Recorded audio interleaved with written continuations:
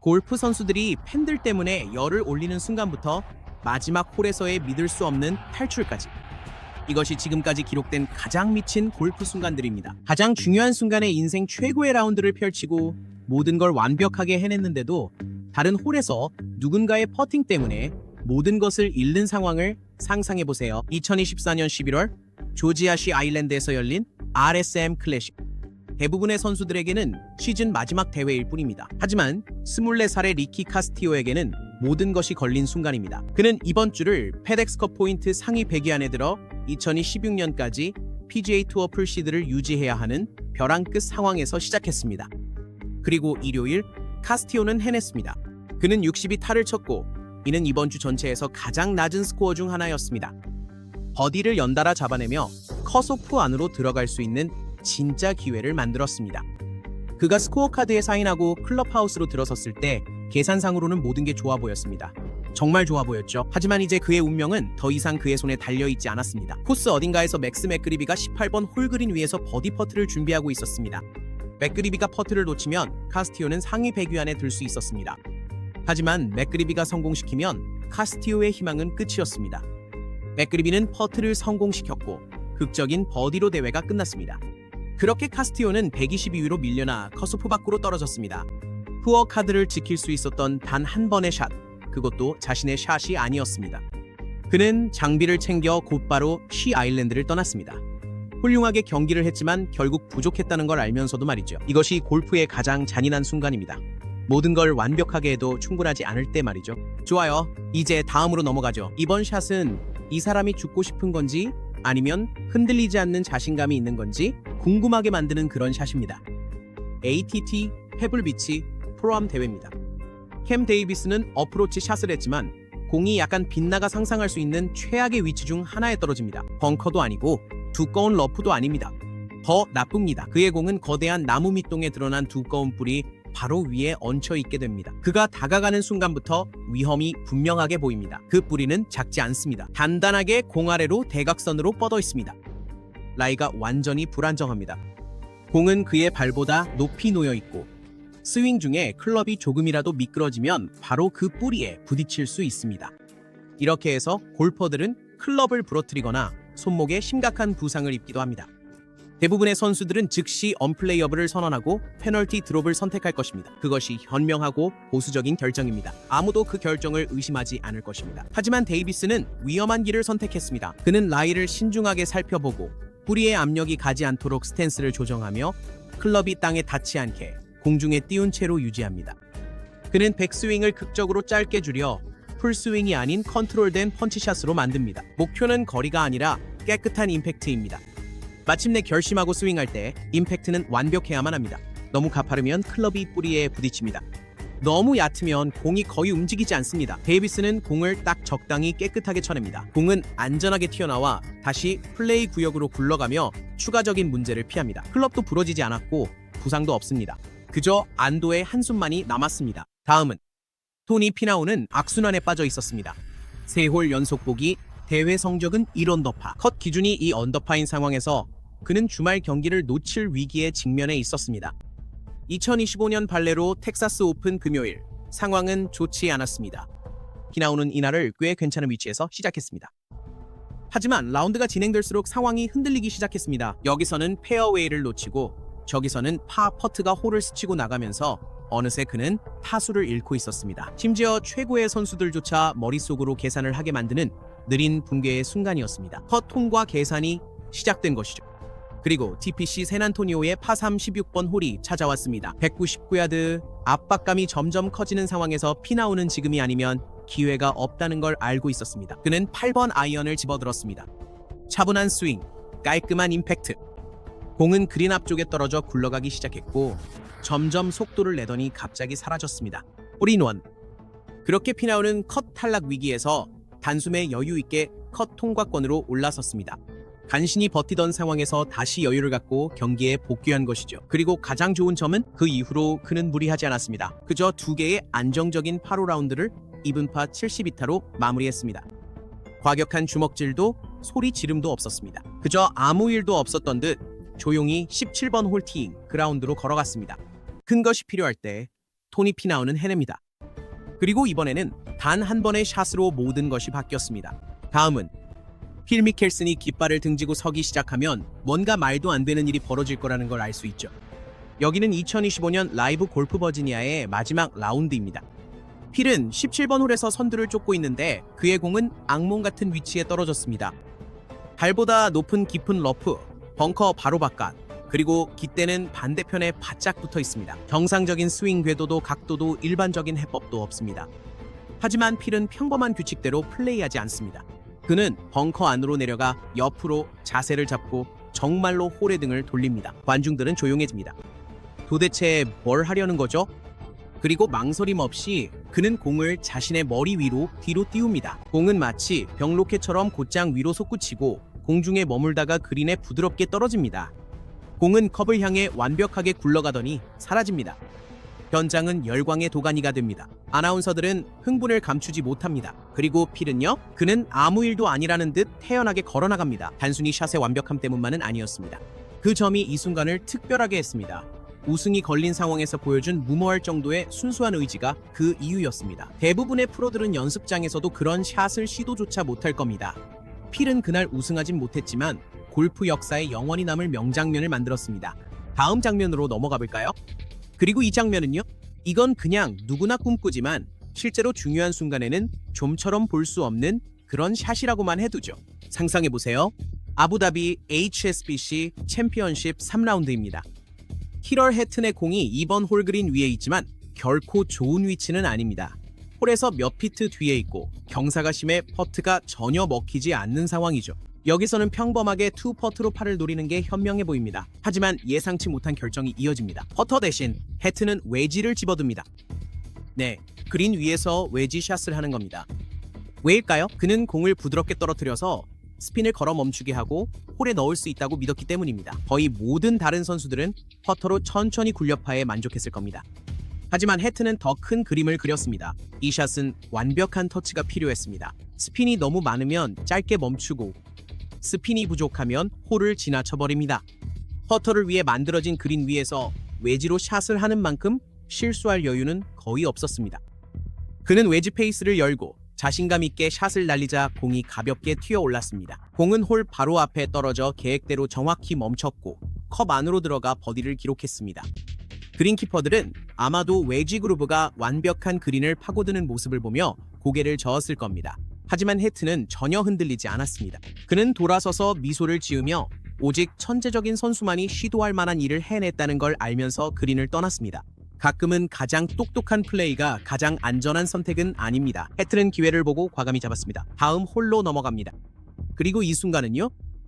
이건 10년간의 아픔이 단 하루 오후에 완전히 뒤바뀌는 순간입니다.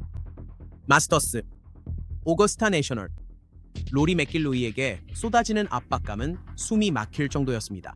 해마다 이곳은 그를 괴롭혀왔습니다. 2011년의 붕괴, 아슬아슬했던 순간들, 답답했던 마무리, 그리고 커리어 그랜드슬램을 맡고 있던 유일한 메이저 대회가 그의 이력에서 빠져 있었습니다. 72홀을 마친 후 맥길로이는 저스틴 로즈와 동점이었습니다.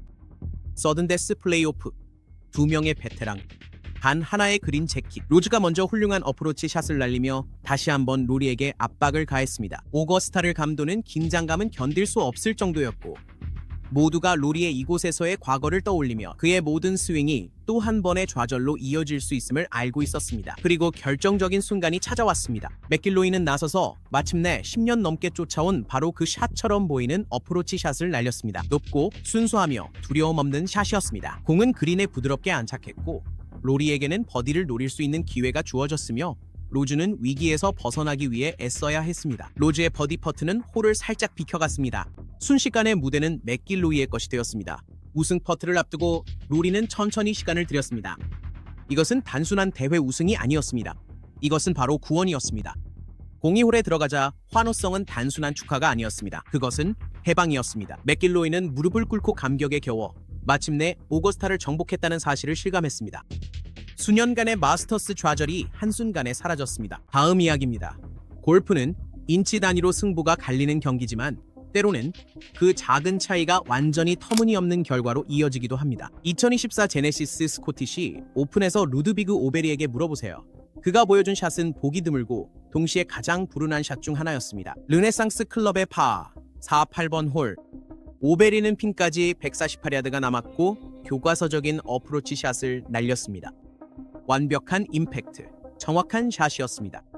갤러리가 공이 그린에 닿기도 전에 박수를 치기 시작하는 그런 샷이었죠. 공은 깃대를 향해 날아가며 버디 찬스를 예고했지만 정말 기이한 일이 벌어졌습니다. 공이 떨어질 수 있는 수많은 곳 중에서 어쩐 일인지 그 공은 콜린 모리카와의 공이 그린 위에 있던 바로 그 지점을 정확히 찾아냈습니다. 직접 충돌이 일어났죠. 두 골프공은 당구의 브레이크 샷처럼 서로 반대 방향으로 튕겨나갔습니다. 오베리는 그저 그 자리에 멈춰서서 믿을 수 없다는 듯이 바라봤습니다.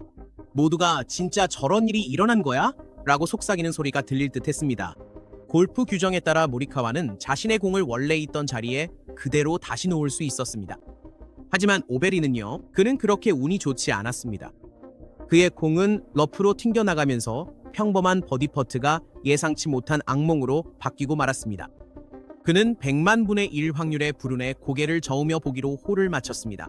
다음은 2025년 페덱스컵 플레이오프 이스트레이크 골프 클럽입니다. 24시간 전 바로 이 그린이 셰인 라우리에게는 악몽이었습니다. 목요일 라운드 14번 홀, 라우리는 48피트 퍼트를 앞에 두고 3번 만에 홀에 넣었습니다. 이분파 70타, 퍼팅 스트로크에 애를 먹으며 중요한 퍼트를 모두 놓쳤습니다. 하지만 금요일 아침 캐디데런 레이놀즈의 격려 덕분에 전혀 다른 셰인 라우리가 나타났습니다. 네, 플레이만에 무언가가 달라졌습니다. 그리고 다시 찾아온 14번 홀, 목요일의 악몽이 펼쳐졌던 그 장면입니다. 이번에는 라우리가 대부분의 골퍼라면 웃어넘길 만한 상황에 마주했습니다. 무려 97피트 6인치 32야드에 달하는 퍼트였습니다. 이건 퍼트라고 할 수 없습니다. 이건 칩샷거리입니다. 라우리는 라인을 잡고 이스트레이크의 경사진 그린을 가로지르는 큰 브레이크를 읽었습니다. 스트로크는 부드럽고 자신감 있었습니다. 공은 조지아 주의 절반을 가로지르는 듯한 여정을 시작했습니다. 그리고 불가능해 보였던 일이 일어났습니다. 공이 97피트 6인치 거리에서 컵에 들어갔습니다. 관중들은 환호성을 질렀습니다. 라우리는 활짝 웃으며 주먹을 불끈 쥐었습니다. 페덱스컵 플레이오프 역사상 최장 거리 퍼트 신기록이었습니다. 그는 자신을 괴롭히던 홀의 기억을 완전히 지워버렸고 한 번에 믿기 힘든 스트로크로 재앙을 역사로 바꿔놓았습니다. 그리고 이제 우리는 윈덤 클라크와 함께 있습니다. 그는 자신이 어떤 시험을 마주하게 될지 이미 알고 오크몬트 컨트리 클럽에 도착했습니다. 오크몬트는 단순히 나쁜 샷만 벌주는 곳이 아닙니다. 이곳은 선수들을 정신적으로 지치게 만듭니다. 거의 모든 것이 뜻대로 되지 않았던 답답한 라운드, 놓친 퍼트, 가혹한 라이, 끊임없는 벌칙 끝에 클라크는 눈에 띄게 화가 난 채 코스를 떠났습니다. 진정하는 대신 그의 분노는 라커룸까지 따라갔습니다. 안에 들어서자 그 좌절감이 폭발했습니다. 보도에 따르면 클라크는 라커를 세게 치고 시설을 훼손하며 큰 소리로 분노를 표출했습니다. 이것은 조용한 실망이 아니었습니다. 완전한 감정 폭발이었습니다. 직원들과 다른 선수들은 즉시 이를 알아차렸습니다. 오크몬트의 대응은 신속하고 냉정했습니다. 클럽 관계자들은 라커룸 안에 해당 사건을 언급하는 공식 서한을 게시했지만 클라크의 이름을 직접 언급하지는 않았습니다. 하지만 모두가 그 편지가 누구를 위한 것인지 정확히 알고 있었습니다. 그 서한은 클럽과 그 역사는 물론 그곳에서 일하는 사람들에 대한 존중을 강조했습니다. 또한 선수들에게 챔피언십 골프에서 좌절은 흔한 일이지만 통제력을 잃는 것은 결코 변명이 될 수 없다고 상기시켰습니다. 이 편지가 더욱 뼈 아팠던 이유는 그 어조 때문이었습니다. 화를 내거나 감정적이지 않고 차분하면서도 단호하고 분명히 최종적인 메시지였죠. 공개적으로 소리치는 것보다 훨씬 더 조용히, 그러나 깊이 부끄럽게 만드는 그런 종류의 메시지였습니다. 가끔 메이저 대회에서 가장 가혹한 순간은 코스 위가 아니라 다른 곳에서 일어나기도 합니다. 그런 일들은 닫힌 라커룸 문 뒤에서 일어납니다. 이번 경우 오거스타 내셔널의 18번 홀은 수년간 수많은 드라마를 목격했지만 이번에는 어땠을까요? 이번에는 그저 순수한 재미였습니다. 2025년 마스터스 마지막 라운드, 저스틴 토마스와 미누리는 조용하지만 탄탄한 한 주를 마무리하고 있었습니다. 특별한 것은 없었고 둘 다 우승 경쟁에서는 한참 벗어나 있었지만 골프는 마지막 순간에 불꽃놀이를 남겨두는 법이죠. 먼저 미누리가 나섰습니다. 그의 어프로치 샷은 그린 뒤 벙커에 빠졌고 마무리하기엔 까다로운 업앤다운 상황이었습니다. 하지만 부드러운 한 번의 스윙으로 파를 성공시켰습니다. 관중들은 환호했고 벙커에서 핀 높이로 완벽하게 떨어졌습니다. 아직 환호성이 가시기도 전에 토마스가 나섰습니다. 그린 왼쪽, 약간 내리막에 쉽지 않은 라이였지만 그는 완벽하게 읽고 깔끔하게 쳐서 쾅 공이 들어갔습니다. 같은 조에서 오거스타의 마지막 홀에서 연속으로 칩인샷이 나왔습니다. 하나는 파, 하나는 버디였습니다. 현장은 열광의 도가니가 되었습니다. 환호성 속에서 믿기지 않는다는 감정이 느껴졌습니다. 1분도 안 되어 불가능한 샷이 잇따랐습니다. 두 선수 모두 우승권과는 거리가 멀었습니다. 토마스는 공동 23위로 마감했고 리 선수는 더 뒤처졌습니다. 하지만 그 1분간의 순간이 팬들과 두 선수 모두에게 잊지 못할 추억을 선사했습니다. 가끔 골프에서 최고의 순간은 트로피와 함께 오지 않습니다. 어쩔 때는 그저 두 명의 프로가 정확히 같은 순간에 불가능해 보이는 샷을 성공시키는 것일 뿐입니다. 다음으로 자신의 몸을 신전처럼 관리하는 프로 운동선수들이 있습니다. 그리고 존 데일리가 있는데 그는 자신의 몸을 새벽 2시의 컨트리 밭처럼 대하지만 1994년 타이거 우즈를 상대로는 그게 오히려 잘 통했습니다. 장소는 셔우드 컨트리 클럽에서 열린 기업 행사입니다. 전날 밤 데일리는 잭 다니엘 한 병을 들고 원탁에 앉아 누구든지 함께하라고 초대합니다. 타이거가 들어옵니다. 데일리가 타이거에게 술 한잔하자고 손짓하지만 타이거는 거절합니다. 하지만 시간이 흘러갑니다. 더 많은 잭 다니엘이 사라지고 타이거가 다시 돌아오고 또 한 번의 초대와 또 한 번의 거절이 이어집니다. 이런 상황이 5시간, 6시간 동안 계속되며 데일리와 그의 일행은 마치 일이기라도 한 듯 위스키를 들이붓습니다. 결국 타이거가 정장을 입고 돌아와 데일리에게 자신이 참석해야 할 저녁 식사가 있다고 알리고 아참 무대에 기타가 준비되어 있다고 말합니다. 데일리는 비틀거리며 무대로 가서 기타를 집어들고 Knockin' on Heaven's Door를 열창합니다. 기립박수를 받은 뒤 내일 모두 다시 보자고 말합니다. 아침이 밝았습니다. 전날 밤 술에 취했던 데일리의 캐디는 첫 번째 티잉 그라운드로 잭콕을 배달하는 임무를 맡게 됩니다. 셔우드의 첫 홀은 선인장 사이로 이어지는 험난한 오르막길이 있는데 캐디는 음료를 쏟지 않으려고 조심스럽게 그 길을 지나갑니다. 데일리는 3번 아이언을 집어들고 한 모금 마신 뒤 티샷을 합니다. 결과는 어땠을까요? 데일리는 65타를 기록합니다. 타이거는 71타를 기록합니다. 6타 차이입니다. 전날 밤 마신 술 기운이 아직 남아있고 홀 사이사이 위스키를 홀짝이던 데일리는 그날 최고의 골프를 선보였습니다. 정말 말도 안 되는 일이죠. 다음은 골프 레슨에 관한 이야기인데요. 워터 해저드가 기다리고 있고 컷 통과가 걸려있을 때 어떻게 라운드를 구할 수 있을까요? 타이거가 그 방법을 보여줍니다. 이 장면은 2018년 플레이어스 챔피언십 2라운드 TPC 소그레스에서 벌어졌습니다. 타이거는 며칠 전 18번 홀 티샷에서 공을 물에 빠뜨린 적이 있어서 상징적인 마지막 홀에서 자신을 기다리고 있는 게 뭔지 정확히 알고 있었습니다. 왼쪽은 워터 해저드, 좁은 페어웨이, 모든 것이 걸려있는 상황이었죠. 여기는 파사 18번 홀이며 타이거는 투 아이언을 꺼냅니다. 그는 스팅어 샷, 즉 자신의 시그니처 샷을 준비합니다. 이 샷은 90년대 후반부터 부치 하먼의 지도 아래 완성해온 것이죠.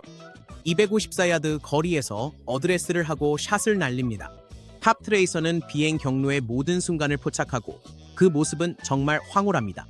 낮고 강하게 뻗으며 완벽하게 그려진 드로우 샷이물 위를 가로질러 시작해 페어웨이 쪽으로 휘어집니다. 공은 타이거가 원했던 바로 그 짧은 잔디 위에 안착합니다. 그는 36홀을 마치고 1언더파로 예상컷 라인에 딱 맞춰 주말 경기를 이어갑니다. 이 모든 것은 여러분이 볼 수 있는 가장 미학적으로 완벽한 아이언 샷 중 하나 덕분이죠. 다음은 첫 마스터스 출전, 오프닝 라운드 75타, 그리고 로리 맥길로이와 이시카와 료, 오거스타를 빛낼 것으로 기대되는 또 다른 두 젊은 스타와 함께 플레이합니다. 앤서니 킴은 그 순간에 완전히 압도당한 듯 보였습니다. 그리고 금요일이 찾아왔습니다. 상황은 정말 가혹했습니다. 바람이 거세게 불고 그린은 유리처럼 미끄러웠습니다. 언더파를 기록한 선수는 단 17명뿐이었습니다. 오거스타는 선수들을 삼키고 있었죠. 킴은 까다로운 1번 홀 버디 후 4번 홀에서 3퍼트를 했지만 변화가 시작됐습니다. 5, 8번 홀 4연속 버디를 잡으며 전율 돋는 라운드를 펼쳤습니다. 하지만 9번 홀 보기, 10번 홀 더블 보기를 범하며 10개 홀 동안 파는 단 한 번뿐이었습니다. 그의 스코어 카드는 엉망이었습니다. 버디와 보기가 교차했죠. 하지만 이후 무섭게 몰아쳤습니다. 11번 홀파 이후 12, 13번 홀 연속 버디, 14번 홀은 웨지샷으로 버디를 추가했고 15, 18번 홀에서도 버디를 더했습니다. 마지막 그린에서 닉 프라이스의 한 라운드 최다 기록인 버디 10개를 깨기 위해 12피트 퍼트를 남겨뒀고 결국 성공했습니다. 버디 11개, 대다수가 70타를 못 넘긴 날 그는 65타를 기록했습니다. 경기 후 김은 58타를 친 것 같은 기분이었다고 말했습니다. 그리고 솔직히 그런 조건에서는 정말 그랬습니다. 그 기록은 아직도 깨지지 않고 있습니다. 김은 공동이 11호 대회를 마쳤고 다음 해에 돌아와 3위를 차지한 뒤 2012년에 골프계에서 완전히 사라졌습니다. 하지만 이제 골프가 아무도 예상하지 못한 기회를 주면서 상황은 더욱 미쳐갑니다. 너무나도 말도 안 되는 이 기회는 이 선수의 모든 것을 바꿔놓았습니다. 마이클 블록은 캘리포니아 출신의 클럽 프로로 대부분의 경력을 골프를 가르치고 지역 골프숍을 운영하며 대회 뒷바라지에 힘쓰며 보냈던 사람이었습니다. 2023년 PGA 챔피언십에서 그는 유일하게 컷을 통과한 클럽 프로였고 그 보상으로 오크힐에서 메이저 대회 내 회 우승자인 로리 맥길로이와 일요일 라운드를 함께하게 되었습니다. 그 압박감을 상상해보세요. 오크힐의 파 3 15번 홀티잉 그라운드에 서서 핀까지 151야드, 대회에서 2오버파, 상위 15위 안에 들 수 있는 상황, 그리고 다음 PGA 챔피언십 출전권이 걸린 그 순간 블록은 7번 아이언을 집어들었습니다. 공은 곱게, 정확하게, 그리고 97피트 높이로 솟아올랐습니다. 그리고 공은 홀 근처에 떨어진 것뿐만 아니라 튀지도 않고 곧장 컵 안으로 들어가 버렸습니다. 공식 대회에서 그의 첫 홀인원이었습니다. 블록은 그저 멍하니 바라보다가 로리 맥길로이에게 방금 그게 진짜 일어난 거야 라는 표정으로 돌아봤습니다. 그리고 네, 정말로 일어난 일이었습니다. 한 번의 스윙, 한 번의 샷, 믿기 힘든 공이 궤적, 그리고 마이클 블록은 단숨에 클럽 프로에서 PGA 챔피언십의 전설이 되었습니다. 그리고 물론 그는 우리가 계속해서 반복해서 볼 수밖에 없는 그런 샷을 선사했습니다. 다음 이야기입니다. 대부분의 부부는 주방이나 거실에서 돈 문제로 다투곤 하죠. 존 데일리는 전혀 다른 방식을 택했습니다. 그는 말 그대로 모든 것을 내던져버렸습니다. 55,000달러의 카지노 상금을 막 따낸 데일리는 당시 아내 셰리와 함께 아칸소에서 멤피스로 가는 다리를 건너고 있었는데 그때 셰리가 그의 도박에 대해 소리치기 시작했습니다. 대부분의 좋은 남편이라면 데일리가 다음에 한 행동을 절대 하지 않았을 겁니다. 그는 창문을 내리고 55,000달러 전액을 현금으로 다리 아래로 던져버렸습니다. 데일리는 셰리를 바라보며 이렇게 말했습니다. 그 돈이 필요하면 가서 찾아. 하지만 기억해, 넌 직업도 없잖아. 내가 모든 걸 내고 있어. 내가 돈을 어떻게 버는지 불평하면 이런 일이 생기는 거야. 언쟁은 거기서 끝나지 않았습니다. 데일리의 친구가 상황의 느낌표를 하나 더 찍어야겠다고 생각했습니다. 그는 셰리를 맥도날드 드라이브스루로 데려가 치즈버거 2개, 감자튀김, 그리고 탄산음료를 주문한 뒤 앞으로 계속 이러면 이게 네 예산이야 라고 말했습니다. 셰리는 나중에 자신의 책에서 이 모든 이야기가 사실임을 확인했습니다. 그녀는 현금을 다시 찾으러 갔고 거의 전부를 되찾았다고 인정했습니다. 그래서 데일리는 극적인 방식으로 자신의 주장을 확실히 전달했습니다.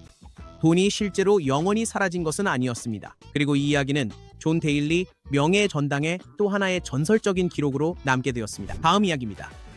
페어웨이가 끝나고 나무가 시작되는 곳에서 대부분의 선수들은 희망을 버립니다. 하지만 그는 아니었습니다. 2012년 마스터스 오거스타 내셔널, 버바와스는 드라이브 샷을 너무 오른쪽으로 쳐서 공이 나무 사이로 사라지고 소나무 잎덤이 깊숙이 밝혀 그린으로 가는 길이 전혀 보이지 않았습니다. 하지만 버바는 그는 공에 다가가기 전부터 이미 자신의 틈새를 찾아냈습니다. 그 틈새는 그린을 향하고 있지 않습니다. 그 틈새는 그린에서 한참 왼쪽을 가리키고 있으며 갤러리들이 만든 좁은 통로를 가로지르고 있습니다. 와스는 홀까지 164야드가 남았지만 그는 모든 장애물을 넘고 그린 앞까지 도달하는 134야드를 생각하고 있습니다. 그는 52도 갭 웨지를 꺼내고 클럽 페이스를 덮으며 스탠스를 닫고 완전히 미친 짓에 도전합니다. 40야드 후 완전히 로프 훅으로 부메랑처럼 휘어져야 하는 샷입니다. 그는 안쪽에서 바깥쪽으로 가능한 한 색에 스윙합니다. 공은 나무 쪽으로 날아가며 지상에서 약 15피트 높이에서 출발해 곧 거칠게 왼쪽으로 40야드나 휘어집니다. 갤러리와 위험구역을 모두 넘고 높게 솟은 그린에 부드럽게 떨어져 홀에서 10피트 거리에 멈춥니다.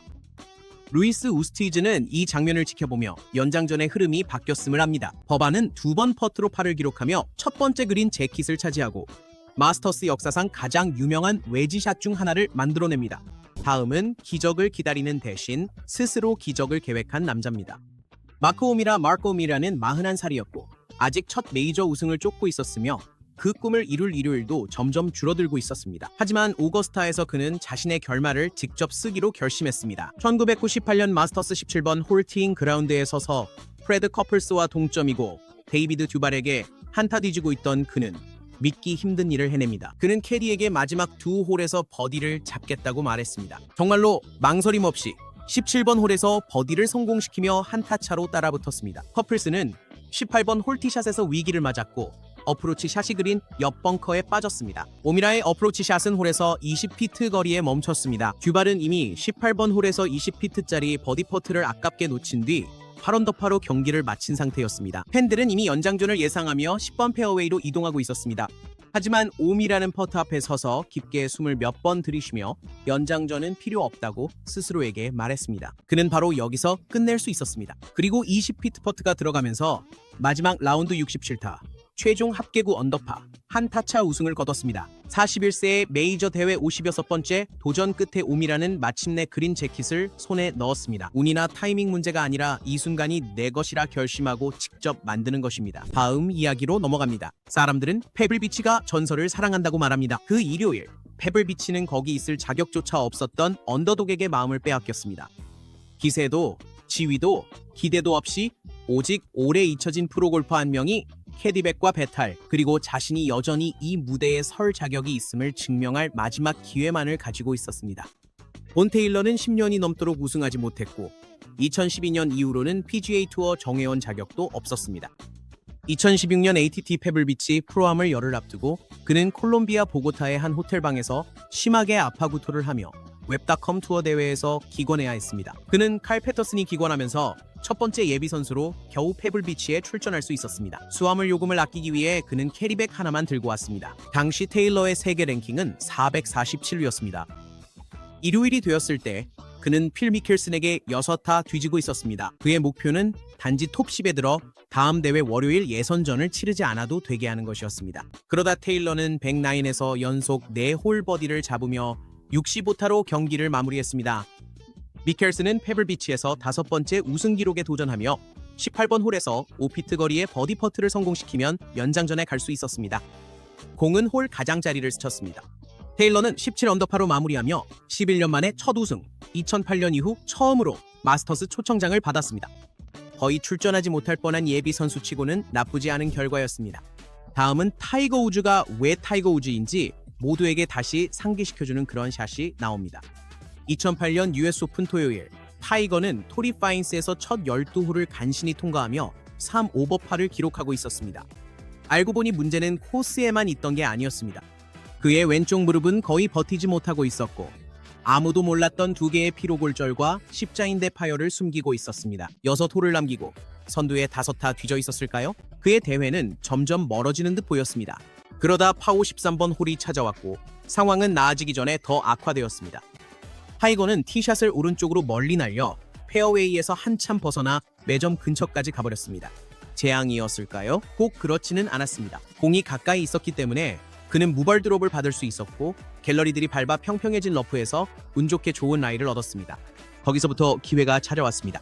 그는 5번 아이언으로 그린 뒤쪽까지 공을 날려보냈고 자신에게 65피트나 되는 가파른 내리막이글 퍼트를 남겼습니다. 대부분의 선수들은 거기서 투퍼트만 해도 만족할 것입니다. 타이거는요?